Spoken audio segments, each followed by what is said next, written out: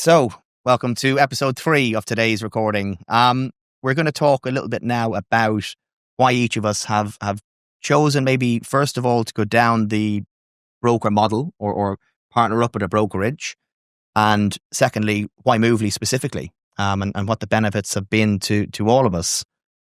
So I don't know who wants to take it away. I don't mind starting because I'm the newbie, I suppose. Go on then, newbie. So for me, it got to a head where as I said, I'd been on my own for 5 years, just moved into sales and have a letting agency as well. And I just got to the point where I was creaking. You know, I've got 2 kids, a family, you know, we like to have a life outside of work. And so it just got to that point where it's like, I actually can't continue doing what I'm doing and grow it the way that I should be growing it and represent my clients in the way that I should be if I don't have a degree of support. And so for me, that's what started the conversation at the beginning of this year. There were various different conversations with London brokerages and you know, national brokerages. There were all sorts of conversations. And ultimately, I was approached by Moveli and hadn't ever heard of them before. I know John was with it, but I didn't know anything about them.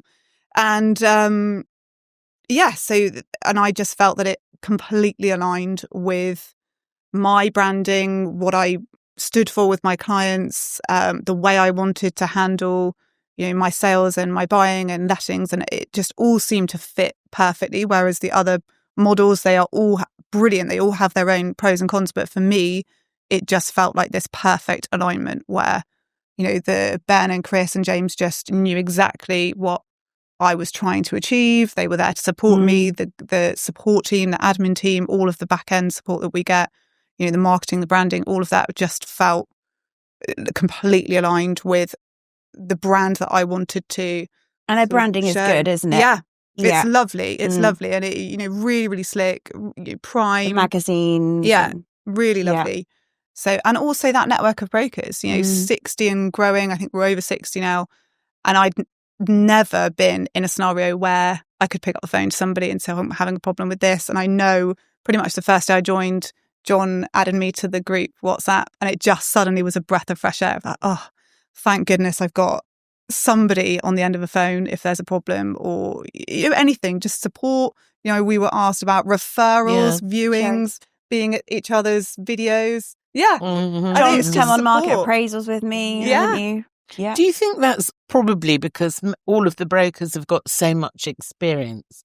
They're not scrabbling around for everything. That's it. And I think they're quite generous with their time, their advice, or, you know, just they want to help you. Yeah. They want Moveli to be successful. I think we do feel like it's a bit of a movement, literally, you know, and I think we all want it to be successful. So therefore, we're out there saying, what can I do to help you achieve what you want? Because I want you to be successful. And I do think that's true with the group of brokers that I've met, that is the mentality. Yeah, I think that's absolutely it. And something I found interesting, because like you, I spoke to a few different brokerage firms, some very good chats, and there are really good, some great brokerages around the country. Something I was very impressed with when I spoke with each one, in stark contrast to the high street agency world, no brokerage was putting down another brokerage. They were all very complimentary. And I think it is a bit of a movement, and I think it's going to ramp up more and more. Yeah. And I look at the experience level within Moveli, but even with most of the other brokerages, it's a very experienced type of agent that goes in down this route. And I think the benefits we can massively see. You're not. I think you mentioned earlier about the calls you're putting in to hit your KPIs. Yeah. And I've been guilty of that in the past. Certainly when I started out, you're kind of working for the sake of working. You were. Whereas now it's a lot more targeted. It's more like the older agency. So when I first started, it was all about, you know, it was drilled into us, relationships. You know, you'd sell a property to a couple who had just got married. You'd then sell the house for them. They'd had a divorce. You'd then help them find somewhere else. You know, it was like a chain in London like that. You had to keep them. Whereas the newer agency within a corporate, it's okay, on to the next. You sold that, on to the next. Make your 50 calls. I'd be calling my mother and my sister at the end of the day. Yeah. So just to make those 50 calls up, it was ridiculous. Yeah. But So I think a lot of us here have ran agencies and agency offices, and certainly I was always of the impression I'd rather somebody made 10 good calls than 50 calls to say, it's great, we've hammered the phone today, but what's the outcome? Exactly. And you don't have to be on the phone. You can be on text. I've got my clients text me so much. They bombard me on my WhatsApp. So there's probably a whole other episode for that, how it's changed and WhatsApp is now the driver behind agencies.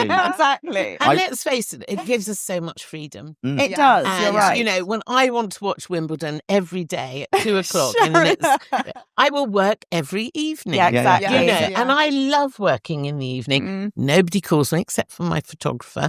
And then we have these late night chats. But anyway, that's another thing. But, it's just good to be able to choose my own time. Yeah. And if I want to go out and have a few gins, with a girlfriend or whoever, I can the next morning think, oh gosh, I don't have to start until 10. But I know what I'm doing. I know that all of my clients, a bit like you, John, you take on 15. I probably take around 12 at any one time. And I just feel that I can service those clients properly and do what I've set out to do.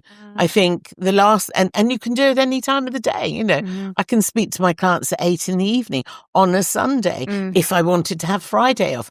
And I absolutely adore that flexibility. And that rubs off on your clients. Your clients love that. They do. They love the fact they can speak and to they you. do call us at 10 o'clock on a Sunday evening. I find more so. Sundays, So, Saturdays. I think also if you're on holiday, I can't, 5 years of being self-employed, you don't really have a holiday. I don't ever switch off. So we like to travel, but I am always on call. Me too. I will always answer the phone. I will always deal with my clients no matter where I am, weekends, evenings. And I think that's the wonderful thing, is that they appreciate that relationship. They just might be ringing you with a worry or something that you can deal with there and then. I think the difference is when you're self-employed, you want to do that. Yeah. When you're employed, I would do it, but begrudgingly. And the client can tell that you're begrudgingly giving them that service. It's a 2-minute phone call of, right, you just need to do X, Y, and Z. Whereas when you're on holiday and they speak now and they're like, oh, how is it? Because they know you're away. Oh, sorry, we're bothering you. Yeah. But do you mind? And then when you get back, they say to you, thanks so much for giving up that time. I wasn't giving up that time. I'd have always done it. But I don't mind doing it now. Yeah. I was queuing that point up. You aren't begrudgingly doing it. But as well, it's a way of demonstrating that you're actually in this journey with them properly. Yeah. They are not just a number. You say you take on 15, you're 12. I don't want to stray over 10. We'll all have our comfortable points. I think I'm probably less because of the drive time to certain places. But it is a demonstration of your commitment to them, to getting them moving on their way and what they want to achieve. And if they can only do a Sunday evening appointment, you do the Sunday evening appointment. Yeah. And you get better at golf during the week. So this Sunday, I thought, well, I'm having Friday to do something. And I went and saw a client and I said, oh, don't worry, I'll pop in tomorrow and pick up the keys. And he's from London. He looked at me and said, Sunday tomorrow. Yeah. And I said, yeah. He said, we can arrange to leave them somewhere. I said, I'll come and get them. That was it. Deal done. Signed the contract. Because obviously I was going to put myself. I said, don't worry. I'll come via you to another client where I'm dropping off a report. And he was just a bit speechless. That I was prepared to do that for a tiny little studio appointment. Yeah. But I also believe in giving everyone, whether it's 250,000 for 2.5 million. This is their biggest asset, and they should be treated with the respect that of that level. I think going back to why Moveli and why brokerage, one thing that stood out to me in my discussion with Moveli was it was very much put in the kind of the offering. You can do that. You can work around the clock, or you don't, or if you want to do loads of deals this year, do them or don't.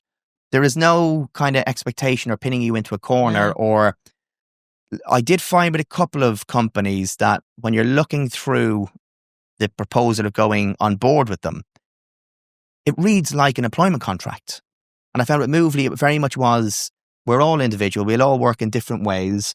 It gave maximum flexibility for that. And that was the one thing that I think out of everything, yes, the branding is really slick, and yes, the teams are great. Or the brokers and the back end support are brilliant. But the biggest thing that stood out to me was the flexibility. And freedom. You can just leave as well. Yeah. You're not you're not tied in for a year, 2 years. Actually, you're absolutely right. That was the one thing that tipped me right into Moveli was that contract. I actually had 2 contracts in front of me at the time. Yeah. I won't name names. Somebody listening will know exactly who it was. But 2 great brokerages and spent a long time deliberating between them. And it was the contract that tipped me towards Moveli because it just felt that it was a partnership, that they wanted to work with you, that you had the freedom to do your own thing and your own business. And like you say, leave if it doesn't work. They weren't tying you in. They were completely sure that you would want to stay with them. Very confident. And I also feel that they will say, Moveli work for you. Yes. It's not the other way round. You are not working for Moveli. Moveli are working for you. And I think that gives us the freedom. Yeah. And we do it our way. So they're not calling, how many have you done? What are you doing? Because they're working for us. And when we ask them to do something, we're paying them to do X, Y, and Z. And so it's a different footed. I think this is a big point we need to get across to our clients. And it's something that, like any brand, you learn how to sell it. You learn how to sell the service and explain it. Not just sell it, but explain it to people. And really, anyone that rings you up in Bath, you're you. You will give them you until that deal is done. Oh, by the way, I also have this massive amplification tool that's going to get your property where it needs to be. I'm not wasting time spending days trying to create a brochure or running ABC. We have all of that support as part of our package. And it's a really, really good, I guess, set of services that are there for us. So our time isn't eaten up with, it's like you come out of the corporate agency and you do a lot of one-to-ones and management meetings and analysis. You don't want to replace that for then sitting down designing a brochure for 2 days. You want to spend time in front of buyers and sellers. So it allows us to just park that to the professionals. And John, you might be great at doing brochures, but probably the professional designer is going to be the best one for it. Do you not do your own brochures? No, I don't either. Who does them? Moveli. I send them the Word document. You could do an initial mock-up, but they will make it look I like doing perfect. Oh, I see. The brochure. The listing. I wouldn't even know listing that. I do. You do the listing. But again, you don't need to. You can pay the enhanced amount and have it done. No, I like to have control.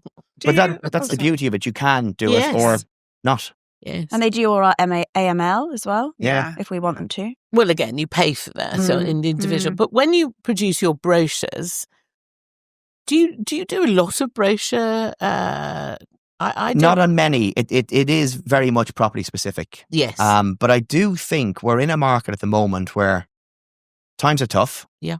There's a glut of stock around. And if you can put yourself into the mindset of a buyer or track their journey, they might see 10, 15 substantial properties. And I just use Cheltenham, or indulge me for a minute, but use Cheltenham and the 15 miles around it. I had a look online last night and there are 130 listings over 2 million. So you think about the number of properties people are going to see. What you want is to give them something tangible, something nice, something that's sat on their coffee table. That every time they're thinking about properties, there will be ones that just, they don't remember so well. They don't remember the feeling when they walked in. That brochure will bring them back to that. So, but how do you know all those, the names of those people that are looking? You would go to someone. No, as like in this. when you're on a viewing. Oh, I see. Giving them something tangible. I'm with you. I mean, yes. I'm all giving for them the green aspect and not printing stuff left, right, and centre. It's nice to feel. But there is a benefit in it, and we've got to work out: does this property warrant it or not? Yeah. But as well, if you've got a particular property and it's probably going over values, and you're talking 4 or 5 million. And I think about a certain town and you go, okay, well, how many buyers are likely to be in and around this town who can afford this sort of purchase? It's easy enough to run this sort of report to go, okay, well, property value is over 4 million. I'll deliver one to the house. Yeah. And that's the extra mile that you can do in our position. Yeah. Whereas roll back a year ago, my previous role, or 10 years ago, there's no way you'd have time or resource to do it. So no, absolutely right. So yeah, I think it's a good reason to go to brokerage as an agent, but as a buyer, as a seller, they're getting a lot more bang for buck. They get a lot more of us. We do everything for them. Yeah. I like being a broker. I think the thing is, we must avoid being called realtors. I think it's coming. I think it's coming. I think it's on Although the way. we don't do the legals, and the realtor does the legals. Yeah. But you try and explain that to kind of say, sort of, how's this going to go down? But yeah, I mean, it's great being a broker. I mean, have you found that, for me, one of the things about joining Moveli, as opposed to just for me personally, was the experience of the other brokers. That it feels, I can't think of the right term. Curated isn't the right term, but they speak to them. They want to know that you've got the experience, that you're the right fit for the company, and I think that speaks volumes. That when we collaborate with each other, we're on videos with each other, we help each other with sales, with viewings, with all of those things. That's very different to any other brokerage I've come across. I know there are some in London doing it, but certainly nationwide, there's very few with that level of experience. I think it comes down to, as we've said throughout these whole 3 episodes, it's the trust aspect. I know that I could trust and I could give any of you a client, and I know that it'll be dealt with well. I'm giving Ken my grandparents some poor Ken. I know you live. I'll give them to Amy. Yeah. But yeah, so it comes down to that trust aspect of, I know that I could go to Liz and say, Liz, actually, I've got my 15. I can't service this client. Please, can you do it? And I know for a fact it's going to be dealt with well. And also, it's that I've got other friends that work in agency in Devon that I know them as an individual would do a great job, but I don't know that the firm would do a great job, because I know that they're going to be out doing their daily job, and that's just going to get passed to a neg that I don't know. So it comes to the trust aspect. And I think one thing I just swapped out with Amy for was, we were saying about why a vendor or a buyer should choose Moveli. I think one key factor is the financial aspect for us. We don't earn salaries. When we ask you to take a price drop on your house, it's meaningful to us too. It's not that your negotiator in the high street agency in Devon, who I know most high street agents in Devon will pay their negotiators 1% of the office total yield. Let's say that the property is on at £500,000 and the agent's charging 1.5%. So they're earning £7,500 out of one sale. They now ask you to drop to £400,000. That negotiator's taking a couple of quid drop. It makes no difference to them, and they don't care. They've actually got targets for price drops. Whereas if we say to you, actually, look, this just isn't selling right now, you need to drop your price, I'm taking a hit as well. And I've invested money here. So it's not like it's just a company that's got £1.5 million turnover per year that's sat there saying you need to do this.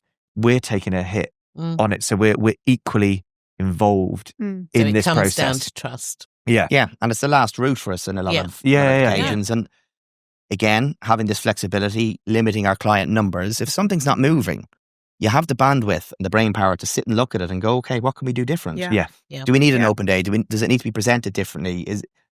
Are we putting it in the right place? If you're looking for a London buyer specifically, has it got the right audience? Has it gone into the London mag, or has it gone in front of London buyers? I've got one at the moment. It's a really great development in East Devon. And I was speaking to the developer the other day, and I was saying about how great our network is. And he's going to pay for, I spoke to Nick Kay, who's one of the other brokers in London, very big social media following. Jeremy Creasner, again, very big social media following. So I've spoken to that developer. He's going to pay for them to come down to Devon for the weekend, shoot content, and then put it on their social media. And it's like, that's where it comes back to the whole of Moveli. It's that, well, they're doing that because, one, it's good for their social media. Two, I will then split my fee with them if they introduce a buyer. And we all win.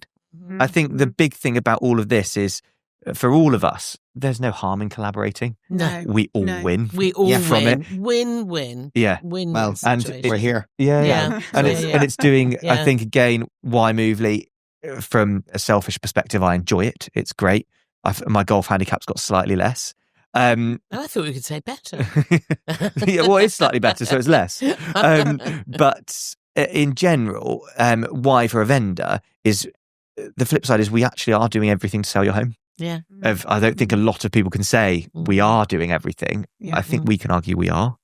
Yeah. And I think that's the point we'll probably finish on for today. So we'll have more episodes coming. So please stay tuned, enjoy them, and subscribe, like, and follow. Thanks very much.